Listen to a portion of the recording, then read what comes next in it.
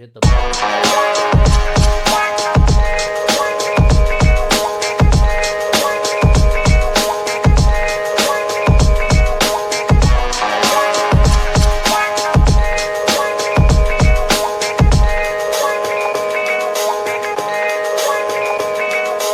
Unsung narrative, young dumb American, arrogant, throwing fits, ripping shit, tearing it, imperative. Then I'm killing this mic no matter where I live. These derelict rappers acting a fool, this embarrassing is flagrant. That's the nature of this entertainment, and we can't even change it. Guilty before arraignment, now the system tainted. But when we speak, they all laugh at us, and y'all wonder why I'm lacking trust. Try to fight a giant with attorneys that can back 'em up. That's church versus science, both sides start acting up. I'm late on my assignment, hopping up a mile high, climbing, obviously never silent. New alignment, I'm defiant, cannot describe it. Used to describe it as a young graffiti artist. Before the beard, I always got carded. Hit every bar, even though my bar's been the hardest. The scars on my face, and I ain't always been the smartest. But I'll show you where my heart is. I said I'll show you where my heart is.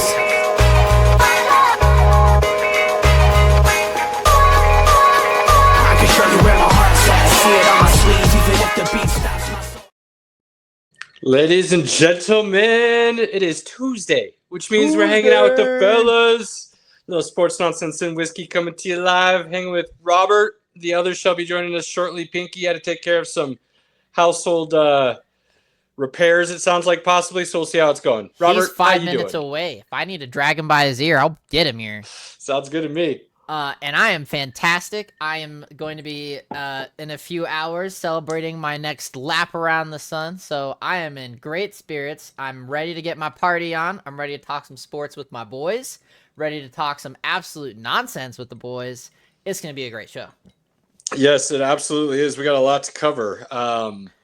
Yes. We got an NBA topic. We've got a little baseball. We've got F1. We've got NFL, and we've got nonsense aplenty. So, whole lot to discuss. We limit ourselves on time these days for reasons that are still not quite clear to us, but we do it anyways. So, that being the said, powers that may be. yeah, right, exactly. So that being said, the jumping into topic here shall be Mr.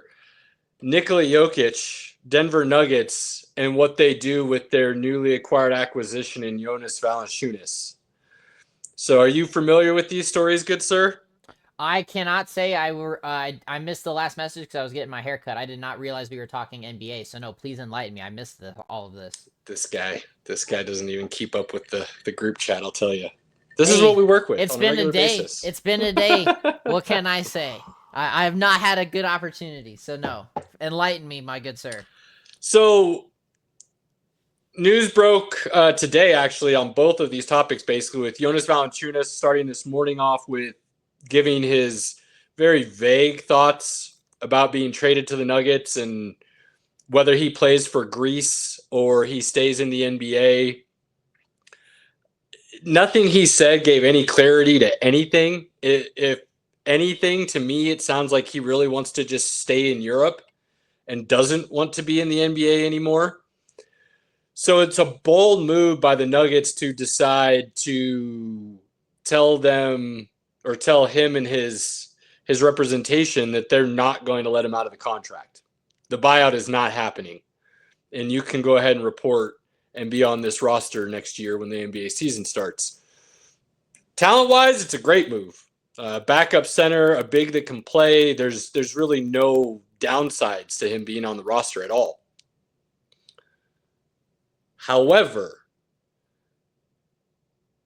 if they force his hand and he does have to show up and play, but truly does not want to, you then create a cancer in your locker room on purpose.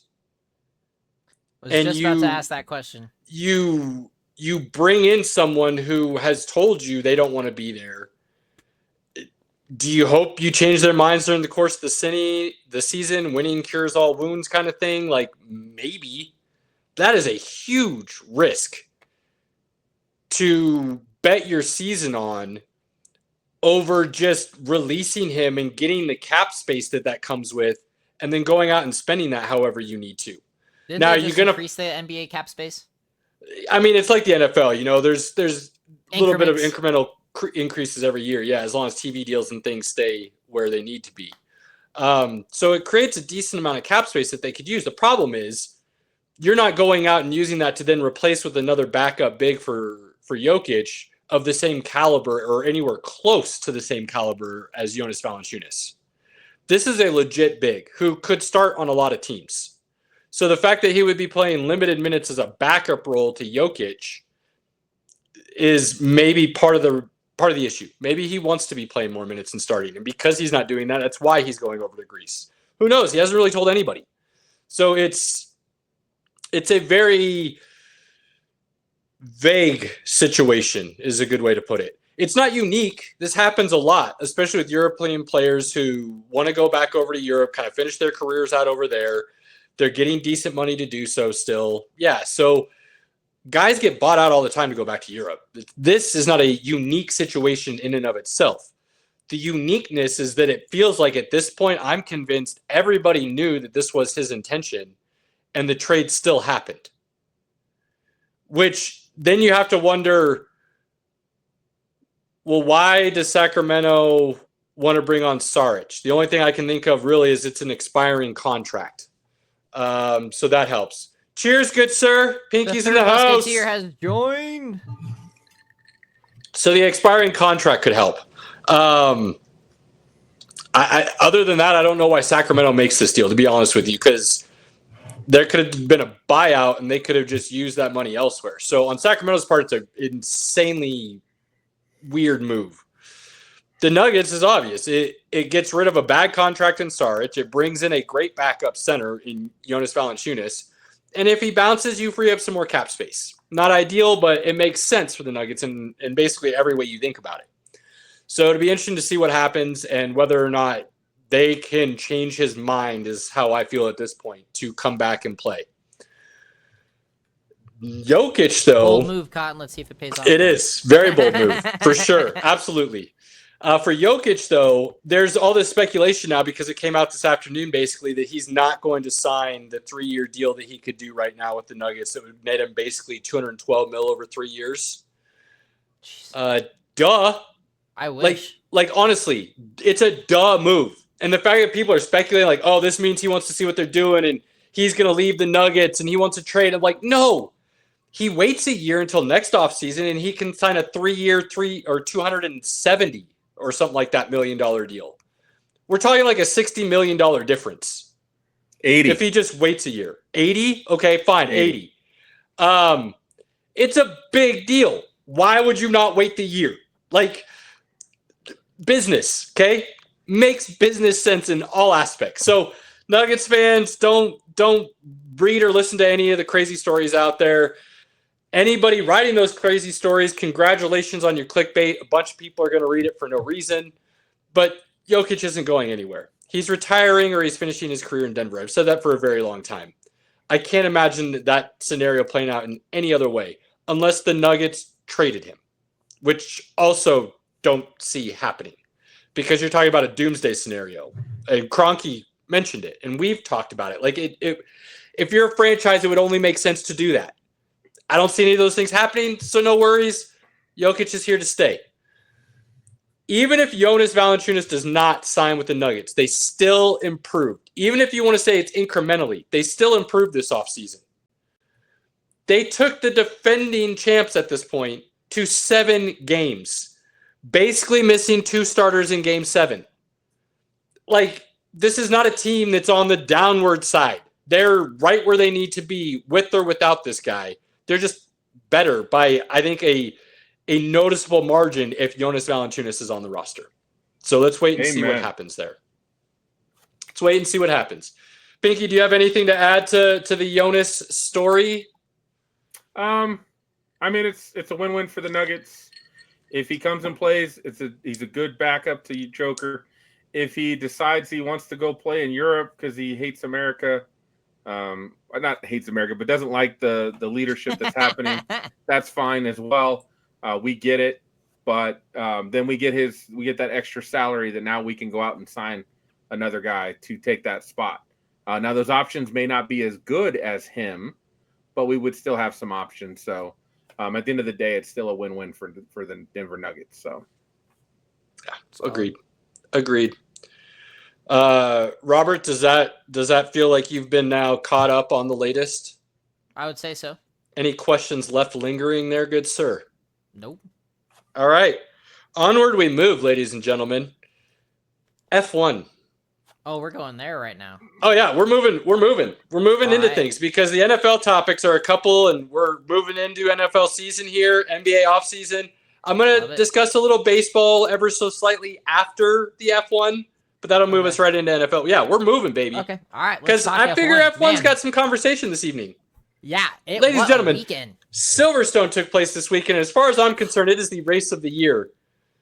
And I will lay out some quick highlights, and then we can run through them, and Robert can go hog wild for a little bit here with me. I absolutely will. Good.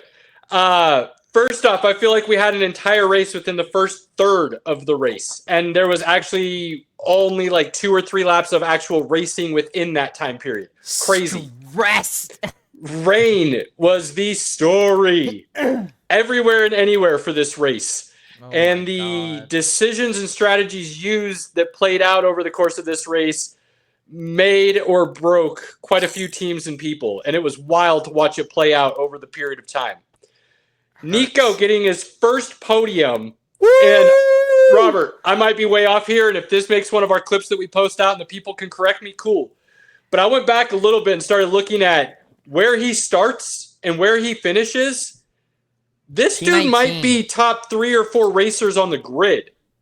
He just doesn't have a car to support the talent, is what I'm starting to make my own theories on.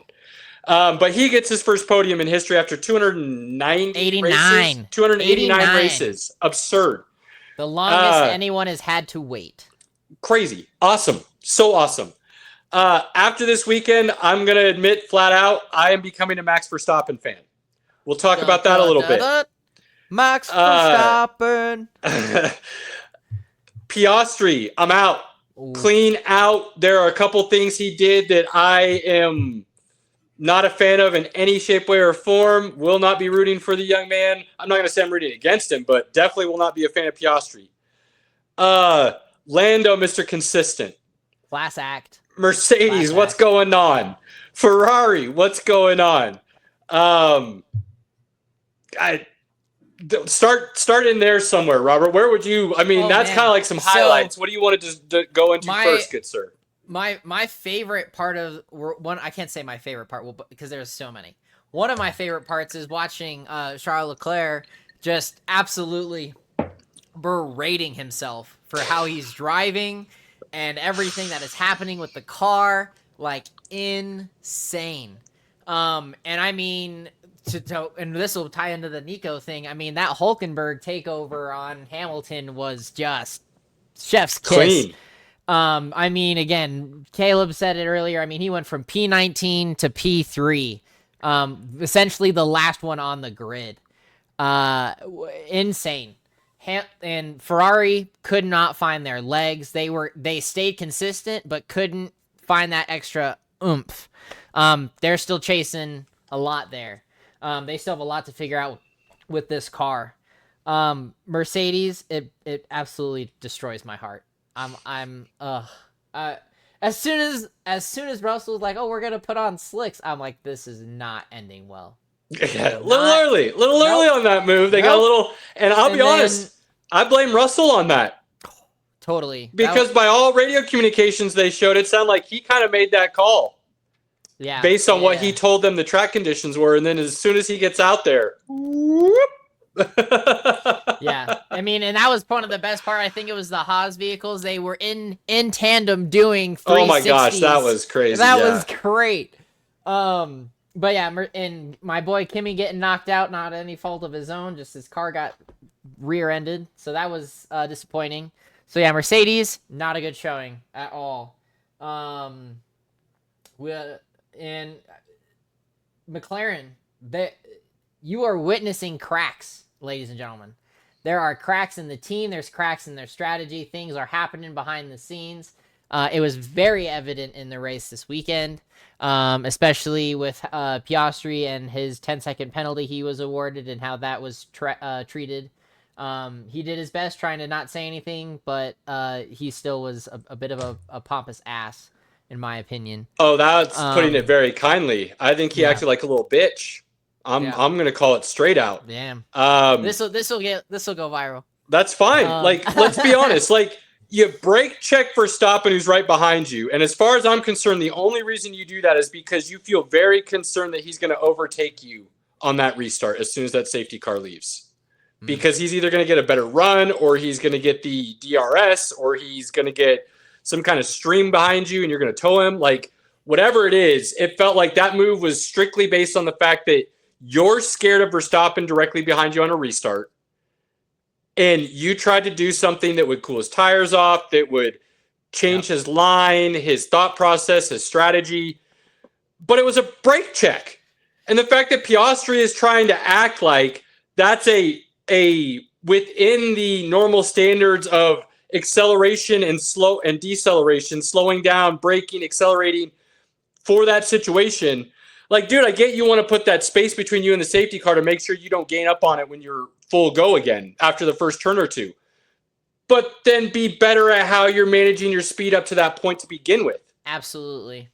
You got away with it earlier in the year, and I can't remember what race it was, but I feel like he did something very similar and got away with it.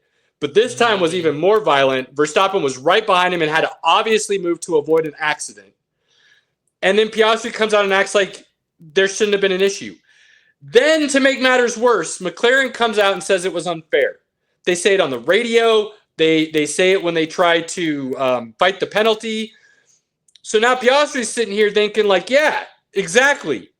I was right. They're wrong. And he asks on the radio to switch positions back with Lando.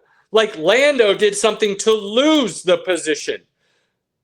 Like, baffling. Lando drove a great race, and everybody's like, well, it was given to him. I'm seeing all these comments like it was given to him, or he didn't quite race fast enough to pass him, or this, that. He is so consistent that he was exactly where he needed to be to take advantage of the situation when it happened. He was right behind Verstappen when it happened. He saw his teammate do it. If I'm his teammate, my first thought is, there's a lot of time left in this race. We got a lot of laps left. I'm going to just kind of just take it easy with the rain and stuff and see if there's a penalty. Because if there is, I'm about to go in the lead. And that's what happened. There was no reason for him to try and catch up to or pass Piastri when he knew that was incoming.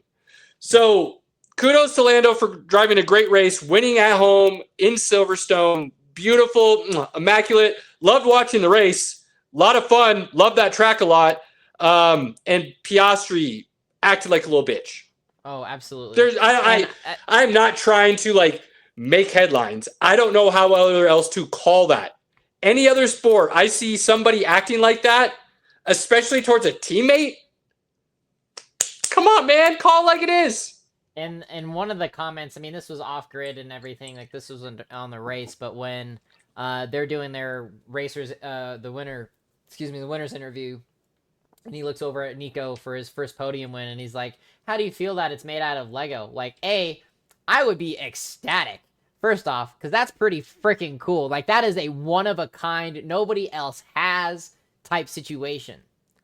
And again, like, to try to take that moment away from him, dude is happy he is on the podium.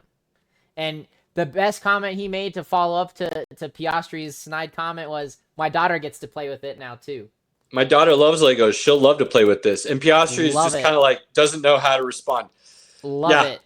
I mean, that, again, adding to the reason I'm saying what I'm saying. Yeah. I knew Robert wanted to bring that in and discuss because of his love for said Lego. Yeah. And Lego... absolutely. Like a dirt ball comment, a low ball, like no class. And I don't care if you're upset, frustrated, or whatever it may be in that moment because of what happened to you and you feel like you were wronged. Still does not okay acting in such a manner. You can still lose with class, just like you can win with class. Win with grace, lose with grace. And I've said for a long time, the orange slices and participation trophies generation has taught a bunch of people how not to lose.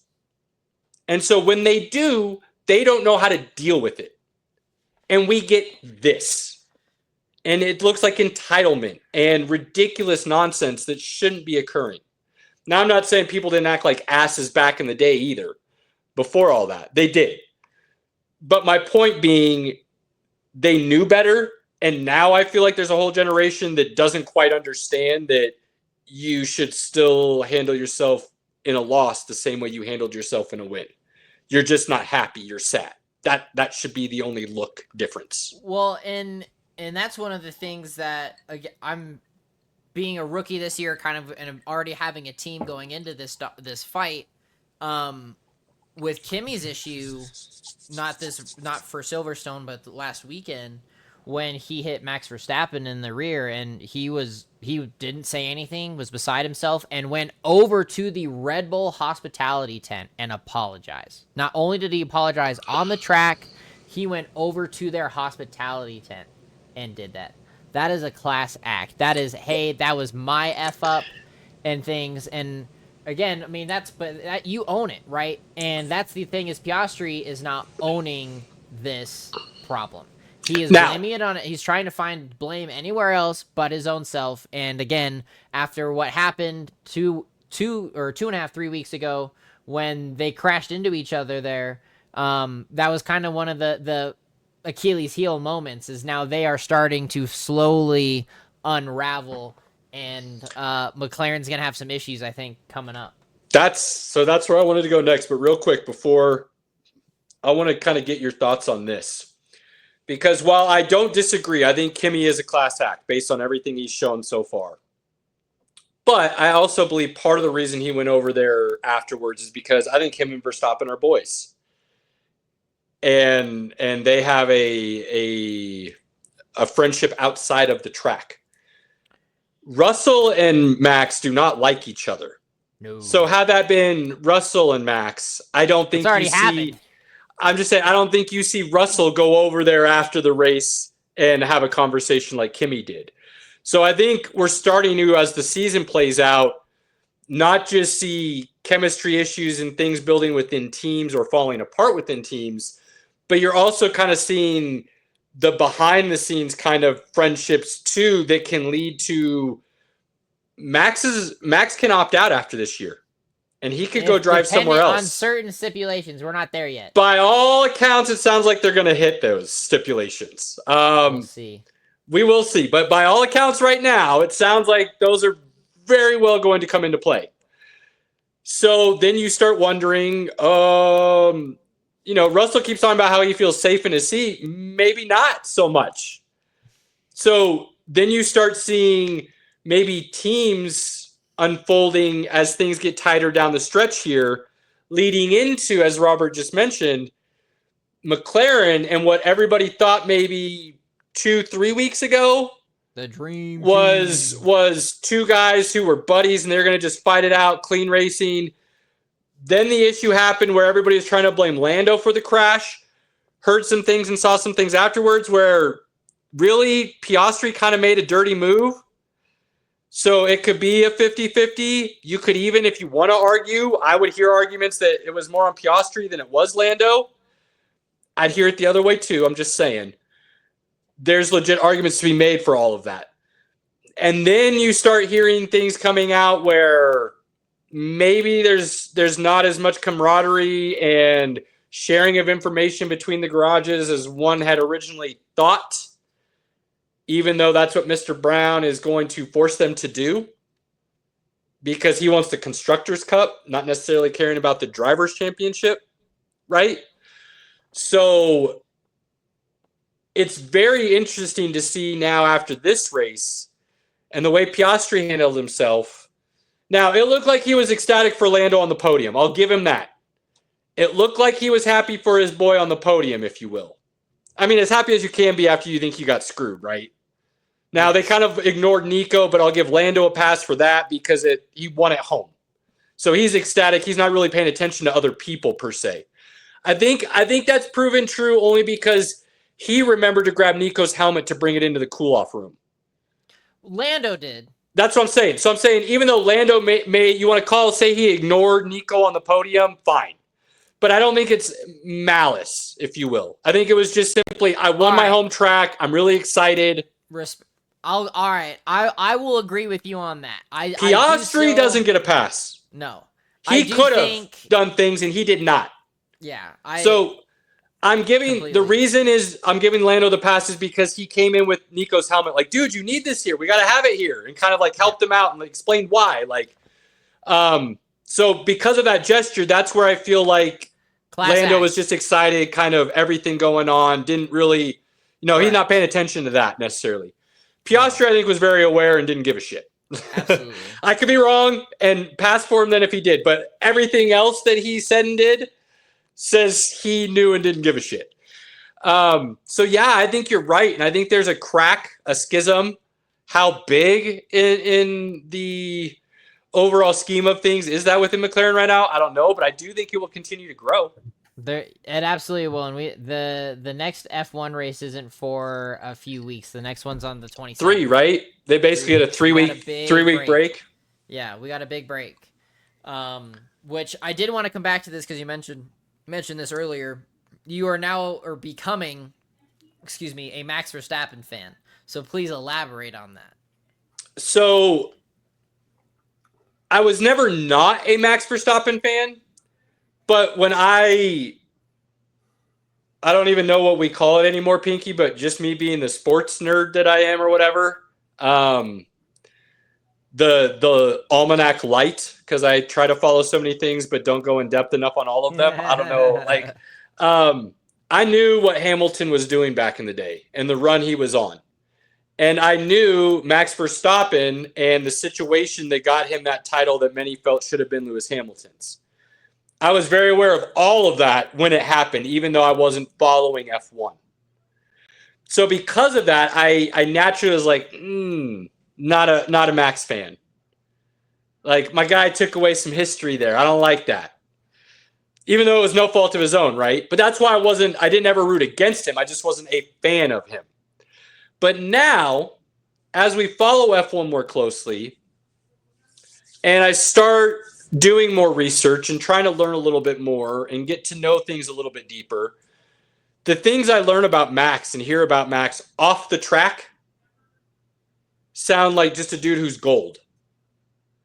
He doesn't want the spotlight. He'd rather be home sitting on a sim on his off time than at a red carpet somewhere. Dude. Hanging out with family and friends, chilling on his downtime. He grabbed Nico and put him in his private jet to take him home and go party for a couple days before they went home. Love that. To just celebrate with him. He was one of the first dudes to congratulate him. Looked like he couldn't get out of his car fast enough to talk to him and say congratulations. Waving on him on the track. I hear other stories about things that he's done for other drivers. We love Kimi, and him and Kimi seem to be really close off the track. I think that says a lot about Max's character. If we see somebody like Kimi, who we really like, and the public seems to really likes Max.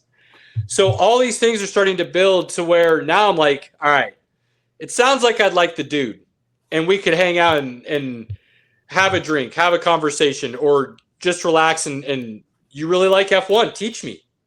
Like, if that's what your passion is, that's all you want to talk about, I'm down to listen. And he'd be cool with that. So then I start re-looking at the driving. Because as we know, Pinky, great offense will always beat great defense. Great on great. And I will argue that to the death of me, but a conversation for another day. Where I'm going with that, though, is Max is an offensive driver. Aggressive. In your face. He is not a defensive. He's not going to slow down and try to pick another line. He's going to see something and he's going to attack it. I love that. But I had to always wonder, is that he's not a great teammate person, dude, kind of I'm going to drive like a dick and just push people out of my way? Or is it just my driving style, and if people don't like it and they get out of my way and they're not going to be as aggressive and it gives me the line, more power to you for being that competitive. I always struggled with where that line was. Yeah. Now that I feel like I kind of understand the person better, I feel like I understand the driving a little better. Then I did some research on his setup and the style of driving and how it's like Schumacher's a little bit more. And it is a very aggressive setup to where you have to drive the car a specific way to get it to do what you want. I'm very much becoming a fan of him and his style and what he is about, if I'm being honest. It absolutely it makes me so mad, but I'm so happy at the same time because again, being like Mercedes, Mercedes, Mercedes, that's been my thing for a while, even before I got into Formula One. And understanding who Max Verstappen is, Lewis Hamilton, and things like that. Just having that association, and then having my niece who just knows it's the Red Bull race car, knows who drives the car. Like he is one of my favorite drivers because I have to live vicariously through a 4 almost 5-year-old's eyes because she is now getting into this with me, and I'm starting to pay attention to that more because that is something that now she's gonna look back on and she'll remember this forever, and it's fantastic. So seeing a lot of those things and the respect, it's awesome. Caleb. He's getting good at this. He is. He's like, I can fix it. Don't worry, guys. I got it. I got it. I figured things out a little bit when this happens. I don't know why it happens. I apologize. Real quick, I find myself in a slightly weird position because, Robert, as you know, I didn't pick a team or a driver this year because I kind of wanted to learn everything, and I knew Cadillac was coming in, and that's kind of who I really wanted to attach myself to. I'm a GM kind of guy, driving Oldsmobiles, Cadillacs, Buicks, growing up. The grandpa mobiles, as my friends always used to call them, and now Cadillac's going to be in the F1 series. Woo! Grandpa mobile, that bitches, okay? I'm gonna root that way. But now I'm like, I find myself kind of rooting for Max a little bit here. And at the beginning of the season, we're like, Red Bull is so Max pro that they can't find a driver for the second seat. And we're kind of like blaming it on Max almost. And now I'm almost like full on board. Like, dude, that's on Red Bull. Figure your shit out and find a quality driver, which you've kind of had in the past. Don't back just one. If Max is that good, find a driver that can push him and be as good as him to make him better and see what you guys can really do. Dude, that's where I'm at with this whole situation now. If Verstappen and Antonelli become the Mercedes drivers next year, dude, I'm going to lose my shit. You're out again. Oh, man. That would be very interesting. Still? No. You're just loud as hell. No, you're good. Okay, good. Yeah, it'd be very interesting because what does that do to Mercedes and Kimi and his growth? What does Max look like behind everything that Mercedes does? And then what does Red Bull look like? If Verstappen leaves, who do they bring in? Who's filling those seats? Because I'll be honest, right now, it looks like switching out Liam for Yuki was a giant mistake. Dumb decision. So, like, I don't know what Red Bull does. Don't know what Red Bull does. So, yeah, you're right. If that happens, along with, now Ferrari having a full year under their belt with Hamilton and Leclerc, and then an off season, and then the changes coming out, and then, obviously McLaren's got stuff figured out, so they're not going anywhere next year. Cadillac coming in. You would expect them to be on the bottom of the grid as a new team. Audi's coming in and taking over the kick team. Yep, Audi's coming in and taking over that. Like, next year is going to be like, we came in right before a bunch of crazy changes, so that about to happen. Like, lucky for us, because now we'll at least have a baseline to then be able to judge everything off of. Whereas if we had started this next year, I don't know how you would manage to keep everything in order and figure it out. Right. No, completely. You're absolutely 110% right. So, and now again, I'm like, man, 3-week break. What the hell am I going to do with my Sunday mornings? Sleep in a little bit. Yeah, for real. But no, great week, great race weekend. By far my favorite race of the year so far. Still a lot to go. But man, I'm loving this. I'm loving this sport. I'm so glad that I am getting behind it. Understanding it, getting it. It's fantastic. So I need to find a Sunday so we can do some Bloody Marys and racing.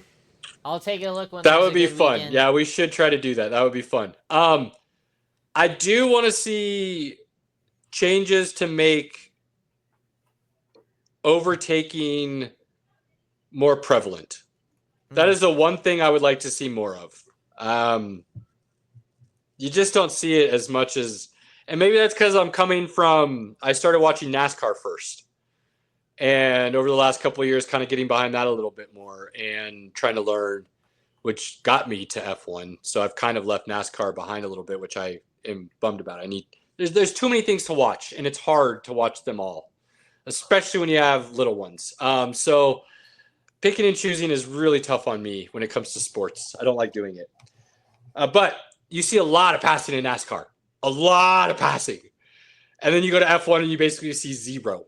So it's definitely a change. So it's more about, the practice sessions and the qualifying, looking at those times, the strategies they're using during those moments, and then the strategies being used throughout the race to see if people can kind of shuffle the board a little bit. So learning that and getting used to it, but I would like to see some change, a little bit smaller car, things of that nature to allow for that to be a little bit more prevalent. I think that would help the sport. Interesting. I don't know. I'm still getting into it a little bit more. I don't know. I like the style, the length of the cars. I am excited for them to bring back the bigger engines. That is supposedly in the works in the next couple of years. Sounds like that's really moving forward. Yeah. Really hope that happens. But we'll be getting Won't be the V10s. Sounds like they want to go to the V8s, but still. But it's bigger than the V6 we got now. So. And if they do that, it sounds like they might not do a hybrid platform. It would just be the engine, just gas. We'll see. I don't know. Maybe. Fingers crossed. Fingers crossed. Still, we're learning a lot, guys. So if we're way off on that, don't hate us. We're just we're things learning. I've heard that maybe I didn't hear correctly. We're learning. All right, let's make the transition to baseball so we can get to football. So Aaron Judge, he's a beast. Aaron Judge is a beast. 6 homers in the last 9 games. Cal Raleigh? I feel like I'm saying that wrong. Cal Raleigh. Yeah. Cal Raleigh, the catcher for Seattle, and Aaron Judge are the front runners for the AL MVP race right now. If I'm being honest, every time I look at the numbers, Raleigh's having a nice season. Judge is the MVP, and it's no question. Let's not do this. Raleigh's having a really nice season for a catcher. And if he leads the league in home runs, good for him. But the bat average, I think he's at 270 and Judge is 330. Right. There's no competition there. And then you start looking at some of the other metrics and OPS and things of that nature, and Judge just kind of has him in everything. So, but it can be said, those boys are stroking. Yeah. I mean, they're definitely killing it right now. We've got. I'm drawing a blank on the NL MVP race. It's Ohtani, baby. It's Ohtani. I know Ohtani's up there. I feel like there was another front runner. I feel like that was Pete Alonso. Pete Alonso with the Mets is having a really great year. And the reason I wanted to mention those two things first is because, one, great players and great race that should last the entire season, especially with Ohtani starting to pitch again. Come on. Alonso's going to have to do a lot to overcome that.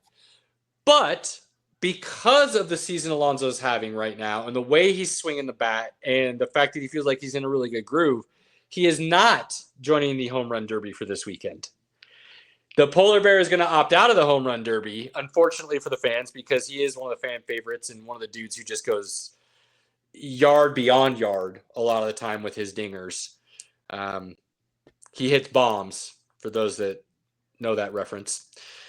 So a little unfortunate there, but it's nice to see us having some true races and nobody's quite run away with anything by the halfway point. Because, when that happens some seasons, it's who cares anymore? You start losing some interest. But there will definitely be things after the All-Star break that pick up here. And like I said, Ohtani's pitching again. Now, he hasn't pitched a ton since he came back, but he is pitching. And I think as he knocks that rust off, you're going to see some absurdly amazing things from, like I said, what I believe the best baseball talent that I've ever seen with my own eyes. Now, I didn't get to see Babe Ruth. I didn't get to see some of the other greats. Hank Aaron, Joe DiMaggio, Mike. Yeah, right. I saw Bonds. Bonds is insane. But Like, I feel like if Ohtani wanted to play the field and be a Gold Glove in the outfield or something, he could. He just chooses not to. He chooses to pitch and hit instead, which to me is that's what should be normal. But for whatever reason, over time, baseball said it's not going to be, and you're going to be a specialist. So what he's doing is on another level. But yeah, so moving that all in, we've got the All-Star game this weekend. And for my money, and I don't think it's anywhere close, not even a little bit close. Like, there's this, and then I don't even care if anything else exists. This is the only All-Star game worthy of paying attention to and watching because it's still competitive. It's also the only All-Star weekend still worth watching because they just do the Home Run Derby, and the Home Run Derby is awesome. It's not a lame-ass dunk contest or skills competition or a three-point contest with dudes who aren't even good three-point shooters. It's not the NHL where they've kind of gone away from some of the things that could be cool, and they still kind of do them, but it doesn't seem like they celebrate them the way that they should with, like, the hardest shot and the fastest skater and things of that nature. Don't seem to have the luster they once did. We're not even going to talk about the disgusting thing that is the Pro Bowl. But this still is good. Home Run Derby is still awesome. They've changed it a lot over the years. I kind of almost wish they would just go back to the 10 outs kind of thing and make it last as long as it can. But I'm still good with it. It's still entertaining. And then you get the All-Star game where it's still a competitive game. Like, the guys actually still play the game. They're still playing baseball. I mean, baseball is probably the easiest sport for these guys to play. Absolutely. And be competitive and not absolutely be completely at the risk of injury. You're not wrong. I don't disagree with that. But regardless, okay? But these are guys facts, used to do in the past for all the other sports and didn't have any issues with injury and stuff. And those other ones have all turned into mockeries of what they once were. This is still a game. And I think it's still worth watching. It's still an event to pay attention to because there's nothing else going on. Well, it goes on Tuesday, isn't it? Monday will be I'm double checking again. Sorry. It's Tuesday the 15th. Tuesday the 15th. Yep, you're right. Tuesday the 15th. We're going to have it on while we're podcasting, baby. Yeah. And is the Home Run Derby on Pinky. Sunday? Oh, Home Run Derby will be Monday on the 14th. Okay. So Home Run Derby is going to be next Monday. All-Star Game will be Tuesday when we come on next week. I thought it was Sunday and Monday, so my bad. That's why I wanted to get it in here now. Pinky's like, I'm watching Raw. I will be watching Raw. Dude, you can watch Raw on replay. Home Run Derby, you watch live. It doesn't interest me that much. That's really unfortunate. It is. It really doesn't. I've tried. Caleb, we'll speak about it together. Good. It just doesn't hold my interest. There's your baseball. That's what I've got right now. I will force this upon these guys. Pinky knows. After All-Star break, I start bringing it up here, little bits, kind of sneaking it in. And then that way, when playoffs roll around, we actually have something to back up a conversation a little bit. So, but there you go. We're moving into, we start caring about, I start forcing us to care about baseball a little bit more after this weekend. Myself included. On to a conversation Pinky actually cares and wants to be a part of. Hey, thanks for joining, Pinky. We've been waiting for you. We have a special guest. His name's Aaron Pinkerton. He goes by Pinky, and he's going to join us now. Hey, guys. I know we got a little NFL conversations this evening that were intriguing and I think would be a lot of fun. So bring them on to us, good sir. Let's go! All right. Well, I'll let you guys start the debate. I saw this topic. I thought, this would be fun one to talk about. Going into 2025, because we did talk about the most interesting teams, or what I thought were the most interesting teams going into the season. What are the most overrated teams going into 2025? Cowboys. Sorry. Cowboys. Why so, Robert? Because they suck. I mean, to be honest, they've had a lot of team issues. Dak Prescott is coming back, and he's probably not going to have a stellar season like normal. They are. I mean, as much as we've talked about on this podcast, and I mean, I have no problem saying it compared to other people. They are not America's team anymore, and they are still overhyped. They get all of this credit for virtually nothing. They've done nothing. It's just not a team that I'm like, you know who I want to watch this Sunday? Who the Cowboys are playing. You know what I'm going to watch them get done? Demolished. Like, moving on.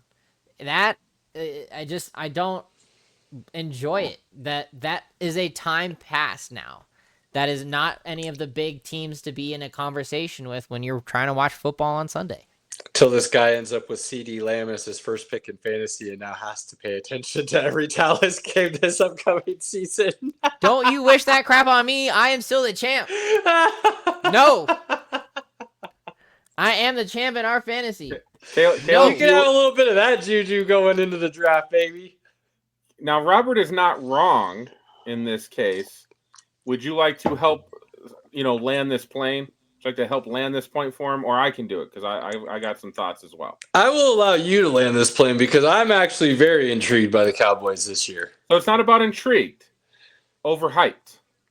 So I don't think they're overhyped because based on what I believe they're capable of doing, I don't have them doing anything that's going to overhype them.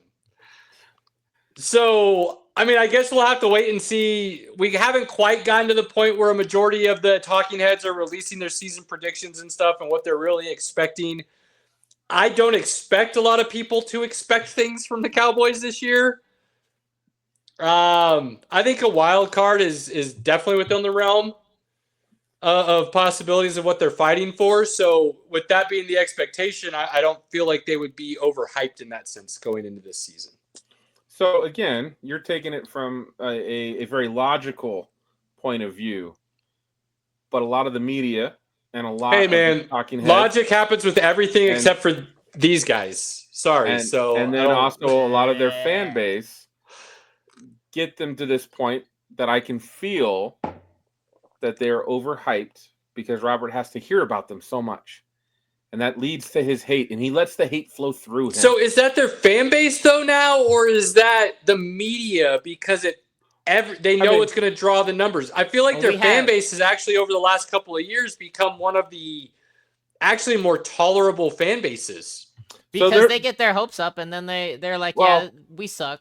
A lot of their fan base, on a whole, I don't feel like that's the Cowboys fan base anymore. No, I think a lot of their fan base has become numb. I do think they've started to realize like Jerry Jones is a master at brand and marketing and making you get excited for what you kind of feel like at the end is still going to end to nothing.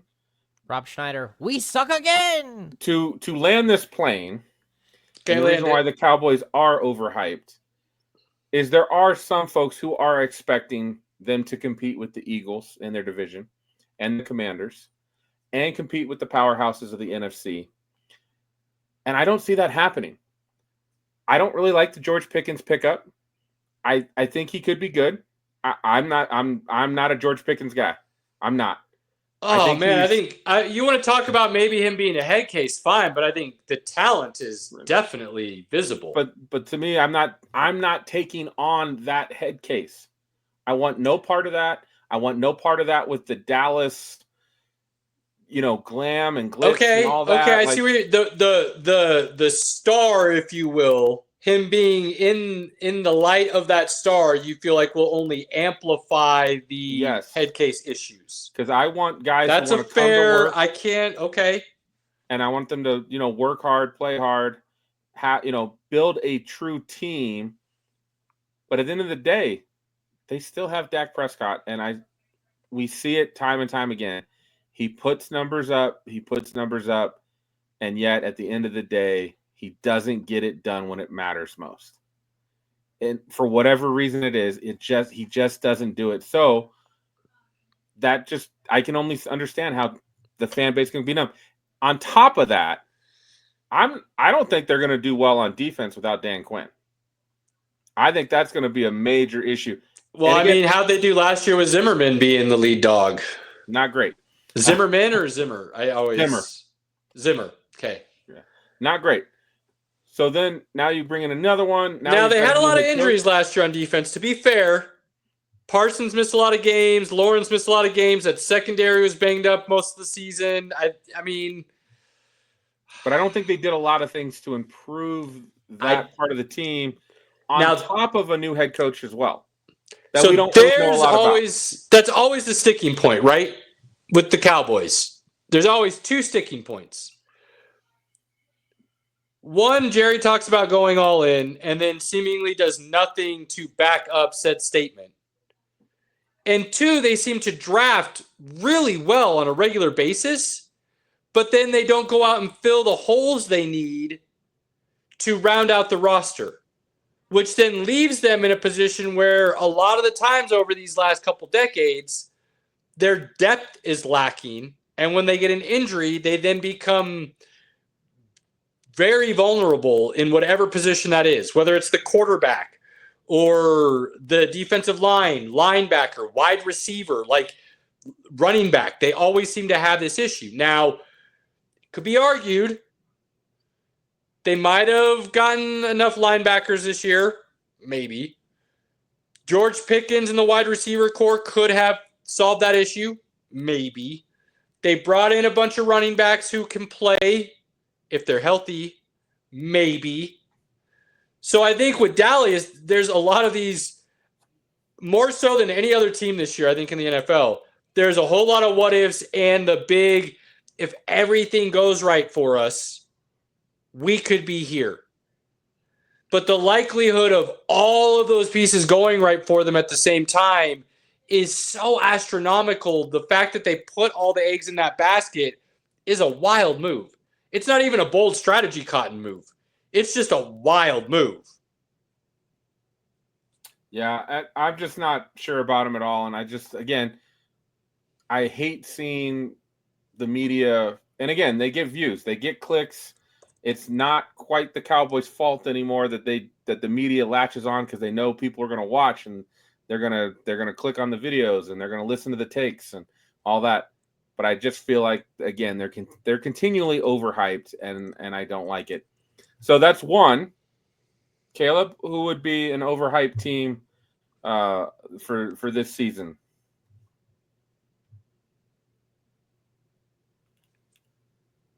The Broncos. Oh, man. And I only say that because by all accounts, they overachieved last year and are ahead of schedule. And two, you're still going in with a second-year quarterback and an offense that, by all accounts, doesn't really have a true one playmaker type guy. And so it could be argued that last year the offense saw its cap. That was the ceiling. Which, if they can do that again, great. It's not bad. But it's not necessarily, if that's the case, that's not necessarily going to get them where a lot of people are projecting them to be. And I don't think that's necessarily a bad thing. You see a lot of second-year regression in the sense of young players or new teams or head coaches or all sorts of things. And the Broncos kind of have this mix of a lot of second-year things all going on at the same time, that a regression wouldn't necessarily surprise me or be a bad thing, because I think it would be something that then could catapult them up going forward. But I think there is a lot of hype around the Broncos, and a lot of people are picking them. And I think it's overhyped seems like a strong word, but I do believe it is overhyped. Robert, you want to comment before I jump in? So I would completely agree, because as we all really talked about last season around this time with the Broncos, is they are very much in a rebuild, restructure type of situation. So, I mean, Bo Nix had a great first year. He played exceptionally well. But we're going into year 2 now.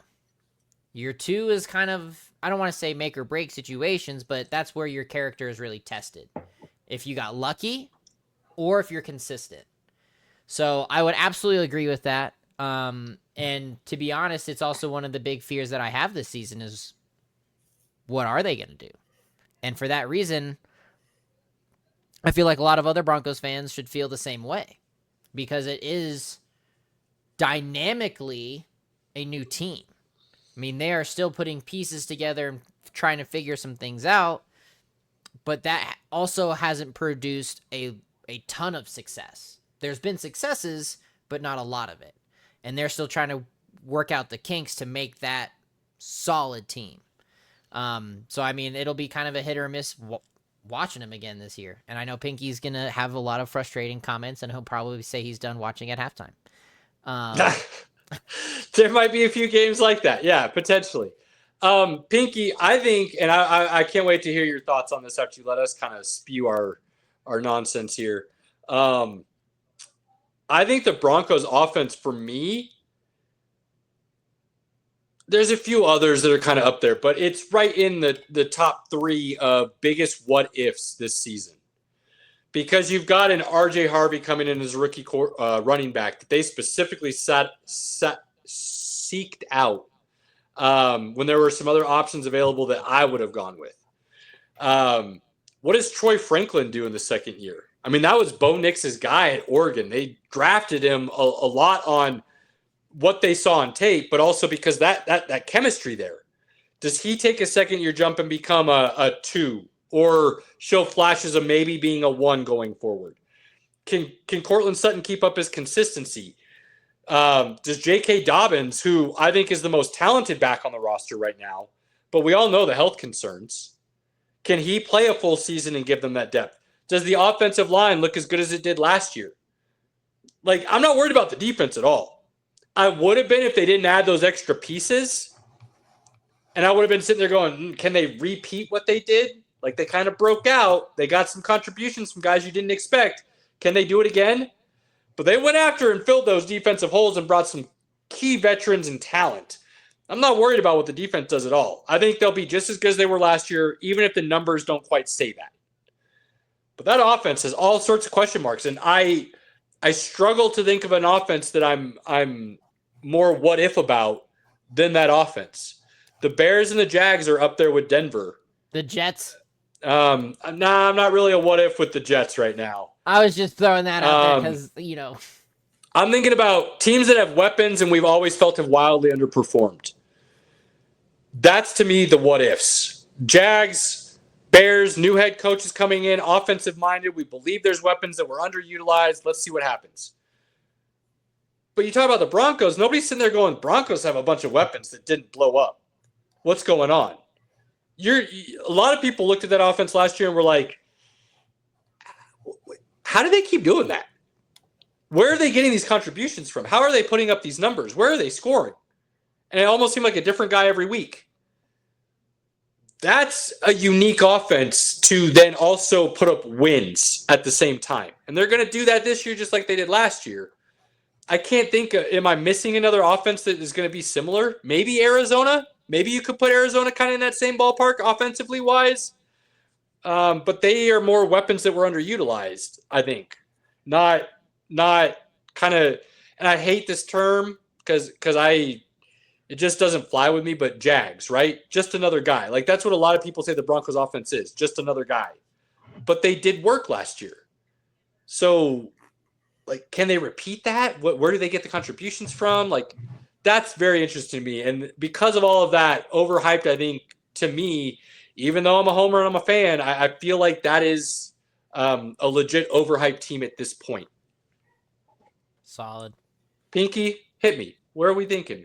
Who are you thinking is overhyped? What are you feeling? Caleb, I hate you so much. And you're not wrong. Hey, this doesn't happen often. Woo! The Broncos are probably, at this point, the media darlings and the most overhyped team in the league at the moment. And that's as a Denver fan. And I have some of those concerns. We haven't had this feeling in a long time. Like, where the media is excited for us. Yeah. They're talking about us constantly. Everybody's Bo Nix. Everybody's talking about the defense, right? Now, the concerns that you bring up about the offense are all legit. I'm just coming back to the relationship between Sean Payton and Bo Nix. And if Bo knows the offense better than he did last year, and he was able to put up 25 points a game as a rookie with the skill players we have, what can he do as he knows the playbook like the back of his hand? when he can Yeah. motion and he can call and he'd be like, oh, they're playing this coverage, so I know exactly where to go, which he did a lot of as a rookie. That's why they scored 25 points a game. And most people, if you're not a Broncos fan, you couldn't name somebody on the roster. You couldn't name Deshaun Vele. You didn't know, the third string tight end catching one-hand passes. So at the end of the day, it's like, I still think that that's the connection that matters the most, because that's also what mattered in New Orleans. Right. And as long as Drew Brees was healthy, they had a top 10 offense every year. And most of the time you could only name, Mark Ingram, Alvin Kamara, Marcus Colston, Jimmy Graham. You could only name like their superstar, but there was a lot of other pieces that added some of those big plays, and they added pieces where it's just they just moved the ball and they scored points, and you didn't quite know all the characters on the team. And I think that's a mirror image of where we are right now. And you're exactly right. There's a lot of what ifs. If Vele gets better, if Franklin gets better, if Pat Bryant's the truth, the dude can run routes and he can catch the ball. If he can do the same thing, like Sean Payton says, he's Michael Thomas. Like he legit said, when I watched his tape, I saw Michael Thomas, right? If those things all come to fruition, we should be pretty damn good. Will we be good enough to reach the expectations the media has started to put upon us? Who knows?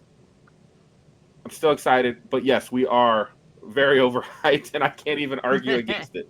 So I hate you. Good job. Thank you, sir. Thank you. Love you, buddy. And the next Solid. one, Poke. I'm going to finish this part of Solid. the conversation because I know we got to get to some nonsense, and we'll hit the next topic next week.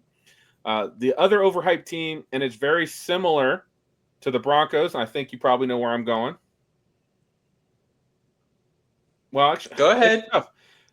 Because I can say Go ahead. There's two Let's teams. see. There's two teams, but right now I would definitely say it's the Commanders.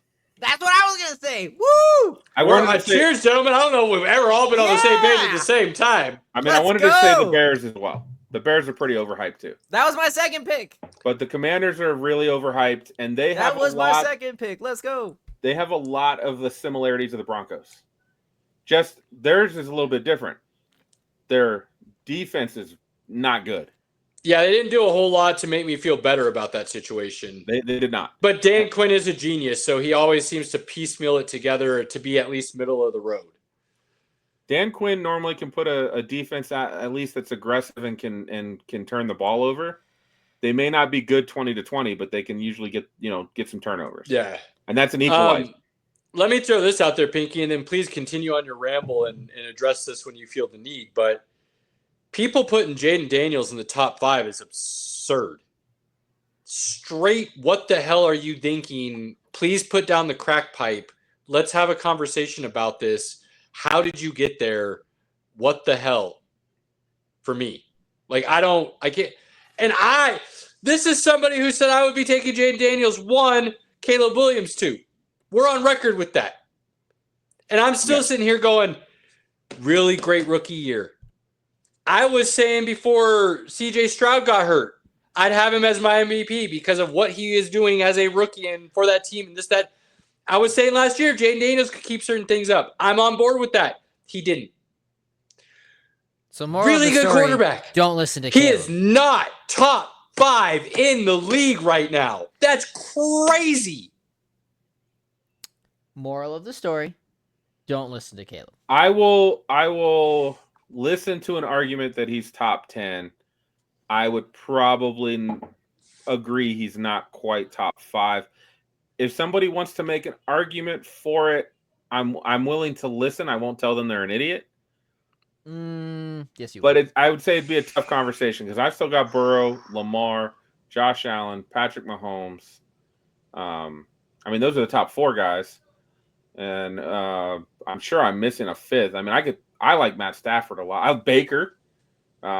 Baker's up there for me as well. This is going to sound a little wild, but if you go back and look at numbers, you'll understand where I'm coming from.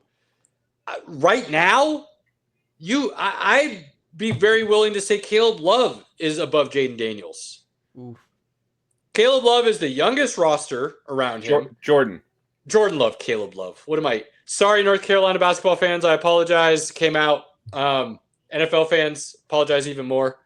Jordan Love, youngest roster around him, had the highest drop rate by his wide receivers last year.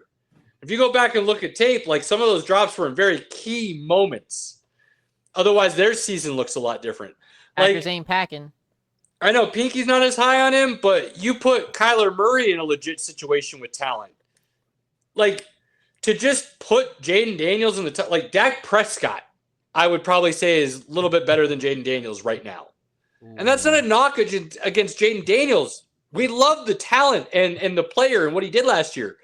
But to, after 1 year as a rookie, put him above all these other dudes is absurd, especially considering what happened with C.J. Stroud, where you saw a crazy rookie year and then a big downslide the second year. Now, granted, there's a lot of things that caused that, but come on, like a little. Let's give the vets a little bit of credit here. Keep in mind, what a lot of people see is the high. They didn't watch all the games. They see the highlights.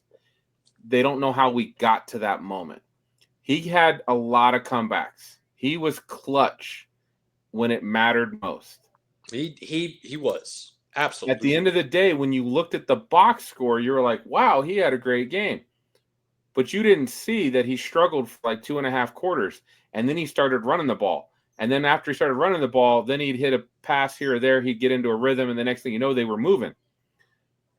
That happened quite a bit. So again, people saw that, right? They didn't watch the games. I watched the games because I had Scary Terry in a couple leagues.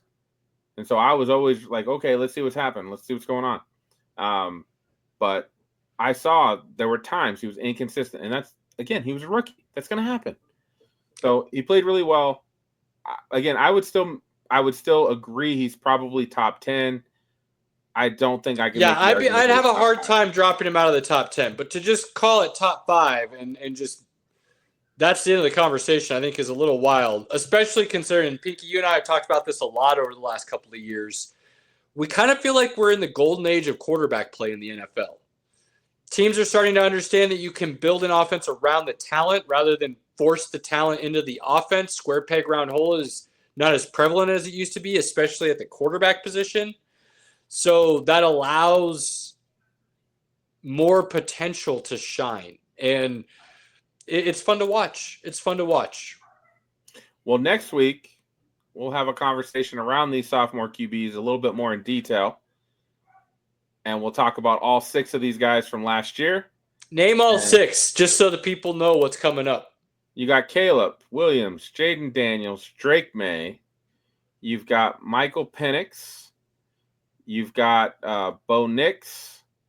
You've got JJ McCarthy. There it is. It's actually, I was hoping we would get there. So 7, because people want to say JJ didn't play last year, and that's fine. He's a rookie. I'm good with that. Like, you want to semantics, fine, whatever. But this is still his second year. He was in the same class, so he will always be compared to these other guys, like it or not. So all these other guys have a year up on him.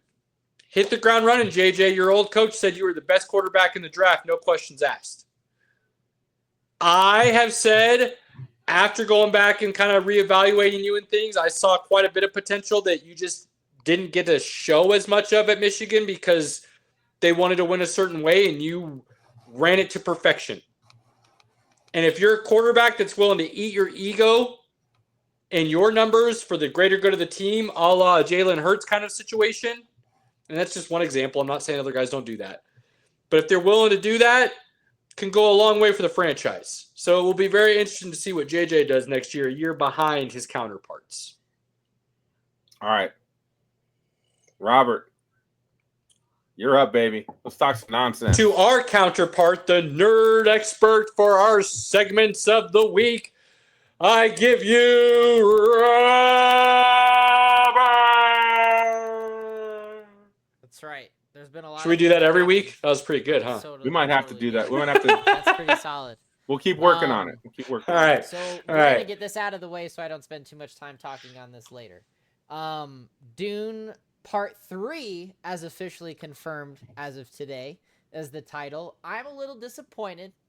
I personally am more partial to Dune Messiah myself, so we'll see where this goes. But it is officially titled Dune Part 3. Production is rolling. Um, Timmy may have shaved his head, so I'm very curious to see how this is going to be going down. I've read some things that the Villanueva, Villanueva, yeah. while it has not been confirmed, I've read some things that say that there's possibly a story involved that is going to be unexpected, where we don't follow the main character we expect quite as much, which I found very intriguing, especially because I don't know the books, so anything they diverge from, I'm good with right now, right? I'm in that You space. You don't have an opinion, yeah. Exactly. So I'm good with whatever he does because I've loved what he's done so far. So I don't have an expectation, but I am curious, Robert, because I bounce things off of you, and I still like to know what happens in the books to see how it compares. Right. Because one day maybe I'll read them when I retire. Is this within the realm of the book? Is there enough of him still following the books to keep the story, or is he kind of now, if that's true, has he kind of then created his own version of Dune? So yes and no. I will say he has created his own version of Dune to a certain degree. Just like they did with Lord of the Rings, right? Sure. Like and we've talked about that. Like the sister has to be a certain representation in order for it to be yes. So you've helped me understand some of that stuff. Having a few key elements that are already missing going into this next story that has a massive time jump. I definitely think that it's gonna be told from this other perspective to give agency, if you will, to the story that needs to be told. And that would be Florence Pugh's character's perspective, the princess. Hers, and there's some I forget it's the face dancer, and I'm blanking on his name, but okay. It's who they had casted. Oh man, who was it? I'd have to double check. I can't remember off the top of my head right now. But there was a pretty big name that was rumored to be cast with it. It may have been Robert Pattinson, if I'm not mistaken. So I'm very curious to see where this goes. And again, I've heard Momoa is coming back, which you filled me in on that storyline a little bit, and that's insanely wild. Like, yes, like that, along with a couple of the other things we've talked about of changes and how the story goes, have really made me want to read the book. But again, we've talked about time, and you people want my expertise on this podcast here. Come with you with some drop dead good sports knowledge. I don't have time for that. But Robert fills me in, and this is mind blowing stuff. The way this is written and gone down. To confirm, it is Robert Pattinson who's coming in as the villain, quote unquote. Yes, Jason Momoa is returning, and if you haven't read the books, that's on you. But the storyline on that is just wild. It's insane. And to further that, even to kind of keep it in the family, if you will, Jason Momoa's son has been cast as Paul's son. Oh, Leto the Second. Okay. Yes. So a lot of things that are happening. They are twins, so there is a sister. Which that's a whole other topic of rabbit hole we could go down. So yes, it is happening. I'm excited. I personally, I love Denny's interpretation of Dune. It is still not the books. It will never be the books, but it did enough, just like Lord of the Rings did. So I'm very excited for part 3. Nice. That being said, this is lame though. Dune Messiah has more gravitas. I know. Yeah, Dune Part 3 is not the title. I can't say I'm a fan. Dune Messiah, it really just goes hard. It's a great title. But we'll see where this goes. Because again, nobody expected the first Dune movie to be split into 2 for one book, but that's what they did, and they did it great. So we'll see what happens from here. Moving on from that, to get into a quick movie review before we get into a future movie review. Idris Elba's and John Cena's movie on Prime, Heads of State, is a solid. Oh, that's on Prime?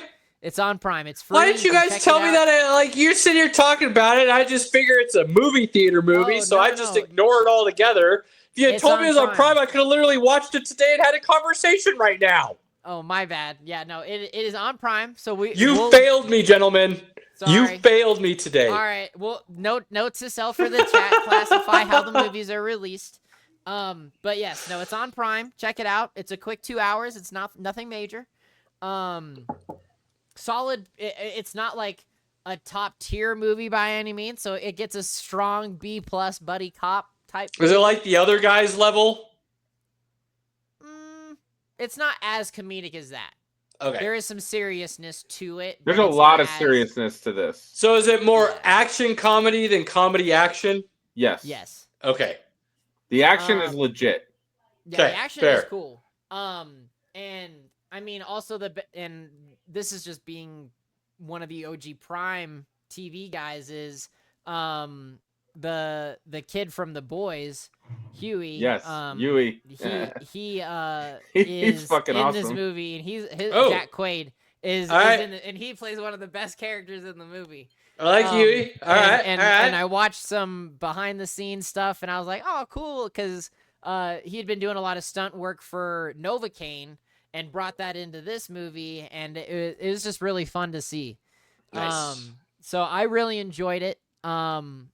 Again, it's not like the movie of the year or anything, but it's like one of those, like, you see a trailer for a comedy movie, you're like, you know what? I need to go see that. I can sit down and watch it at home and not be mad that I sat down to watch it. Exactly. For a movie on a streaming service, this delivers.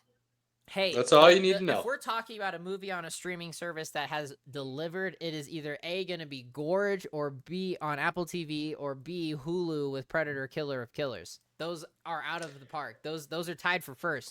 All right, before you move on, I know we're bouncing around all of a sudden again, but like you, I do finally want to watch the Predator movies. I don't give a shit about the Alien movies. Like the Alien movies are trash. But Predator, I've always been a little bit interested in because of the cast, and now you guys talking about it consistently. I know Pinky said at one point, like, there was, like, I could watch 1 and then skip straight to 4 or something. Like, what? Like, let's be honest right now before we move on to, and I'm completely interrupting Robert's topic, so I apologize. No, I'm hijacking the shit out of it right now. That's okay. Do I need to just watch them in order all the way through if I really want to get it, or is there some that I can just kind of like not worry about? Shut your mouth, Pinky. Shut your mouth before you even do anything. You know, if it wasn't your birthday tomorrow and you wouldn't be at work, I would punch you in the nuts. Caleb, you're getting a freebie for your birthday. As a person who, to a level, enjoys like movie Easter eggs and things like that, such as myself, watching them all is beneficial. Okay. 1, 2, Predators, the Predator, and then Killer of Killers. Wait, isn't there Prey or something in there? Oh, yeah, that's right. There's Prey. So, Predator, Predator 2, Predators, The Predator, Prey, Predator, Killer of Killers. Oh, man, there's 5 of these things. Look, Caleb, don't listen to this asshole. Predator, you can do Predator 2 because Danny Glover's at least good in Predator 2. Prey, and then Predator, Killer of Killers. You don't need to watch the other 2. They're garbage. And I love Predator. But the one is kind of funny if you don't take it too serious. The one with Michael Keegan-Key. That one's got some funny moments. Hilarious. Is there anything in them that if I skip them, I'm going to not understand or miss out on the other ones? Not necessarily. So, all right, if we're going to go, then yeah, Predator, Predator 2, Prey. Remember, Robert, this is a man who has limited time. So this dude ain't got time for 6 movies. I have them just sitting on my shelf. I can just give them to him to watch. But he ain't got time to watch stuff doesn't really matter. 3 and 4 do not matter. At all. Okay. And they're pretty bad. They just got cool Predator moments. What can I say? And Lawrence Fishburne's character in Predators is one of my favorite roles. I do like me some Lawrence Fishburne. Like, that dude's like the B-roll king. So, yeah. No, again, you're asking somebody who I love the Predator probably more than I love Alien. If I'm all right, basically, here's what's going to happen. I'll watch 1 and 2, and then we'll go from there. I'll commit to 1 and 2 right now by the end of the summer. And why? And the ending of 2 ties into Prey and Killer of Killers. Okay. I'm just gonna. I'll commit to the first 2 by the end of the summer, and we'll see what happens from there. Let's get this train back on track. All right. So anyway, watch Heads of State on Prime. It's fantastic. It is one of the better, as Pinky said, streaming movies that is just out for you to enjoy from your couch. So definitely check it out. Great time.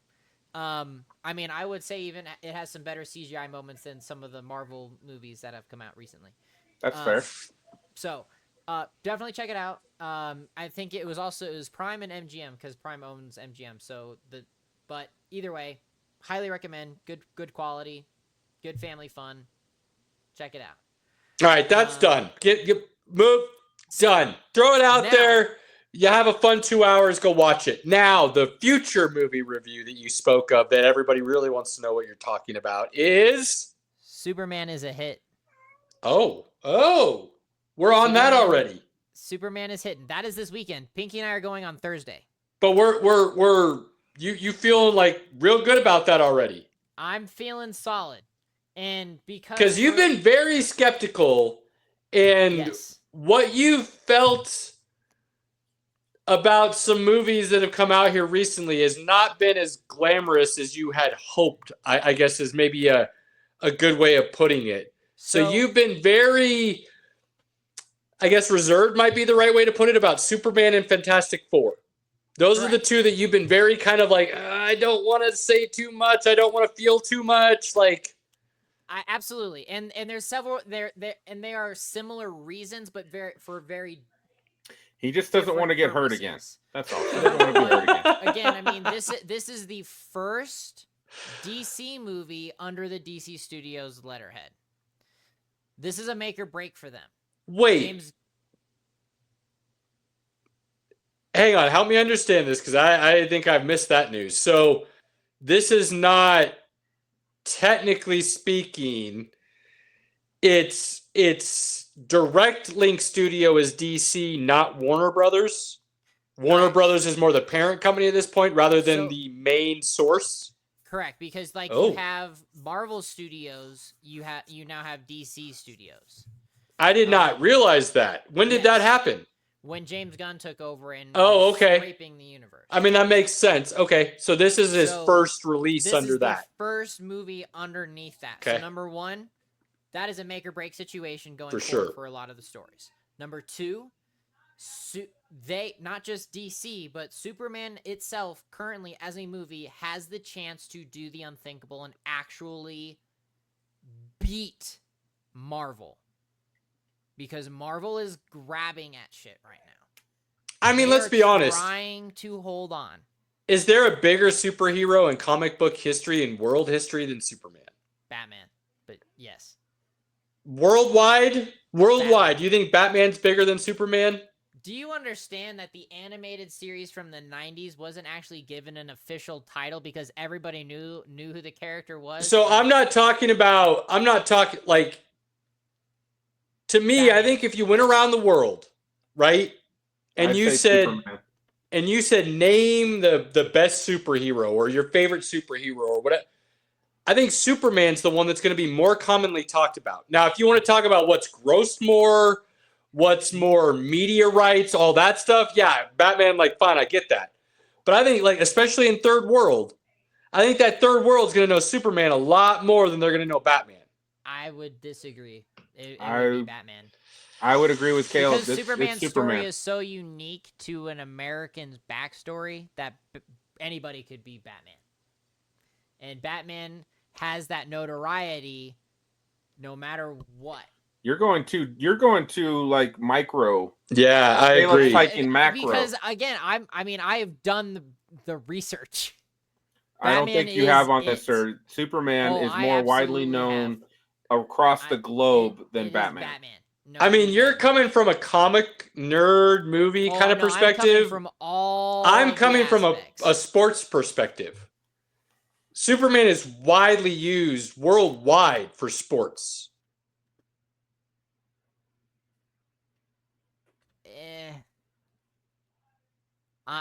Again, it'll still be Batman.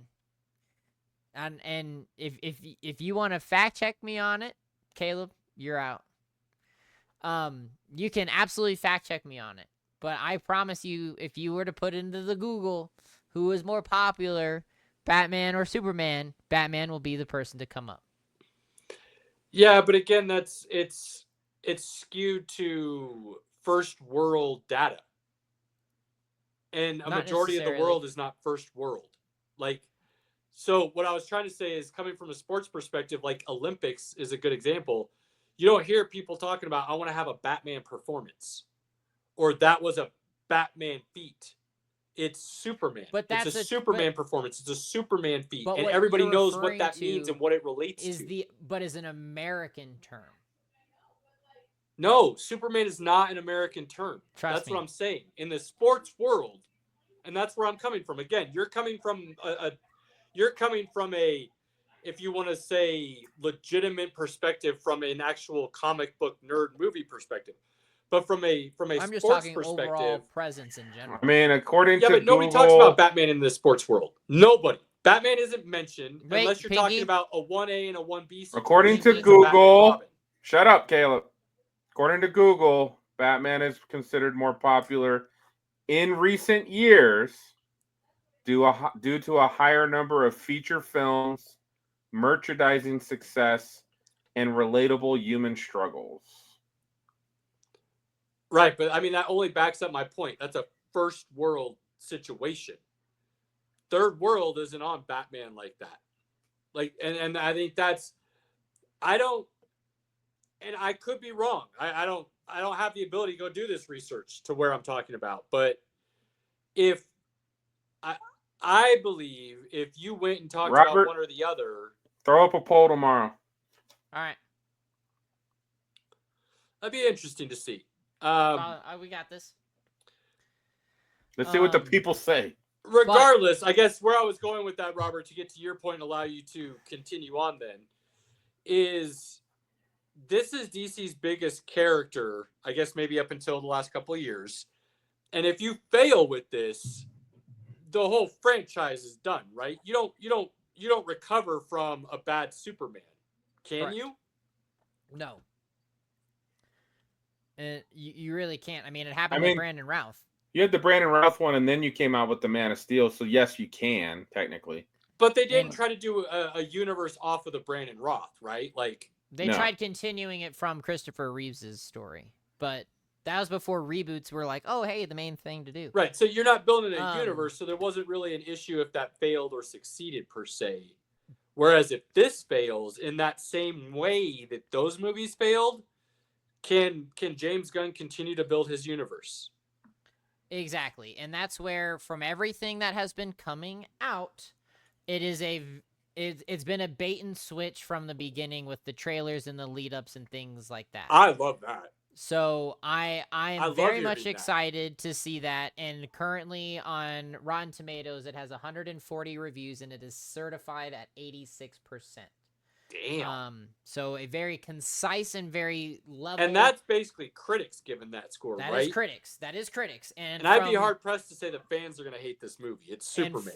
And from a lot of my other places that are comic book people reviewing it as well, they are also singing it as much as the high praises can be for Superman. Nice. So I am excited. Superman is supposed to be a hit.